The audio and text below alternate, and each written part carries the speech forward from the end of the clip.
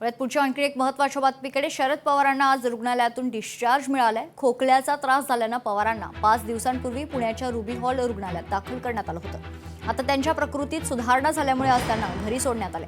डॉक्टरांनी त्यांना पुरेशी विश्रांती घेण्याचा सल्ला दिलाय. पुढील काही दिवसांनंतर खरं तर ते दैनंदिन काम आणि सार्वजनिक कार्यक्रमात सहभागी होऊ शकतील. He is completely cured from his illness. Minor छातीचं इन्फेक्शन झालं होतं, but that is completely cured. 4-5 दिवस त्यांना पुण्यामध्ये राहायला पाहिजे. After that he can travel to Bombay or wherever he wants to travel. He is doing very well now. नेमकं काय झालं होतं? Minor chest infection झालं होतं. ते antibioticनी ठीक झालं आहे. So everything is fine.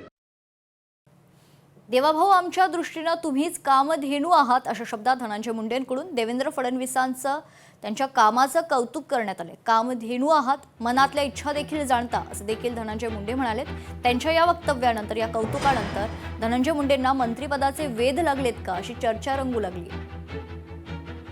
इथं बाजूला भाऊ कामधेनू कश आहे. कामधेनूचा अर्थ आपल्याला माहिती आहे. कामधेनू गाय म्हणजे त्या गायीच्या समोर आपण तिची सेवा केली, तिची पूजा केली.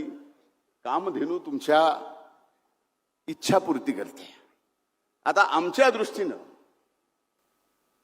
हे गायीचं उदाहरण आहे, गोमातेचं उदाहरण. आमच्या दृष्टीनं आता तुम्हीच कामधेनू आहात.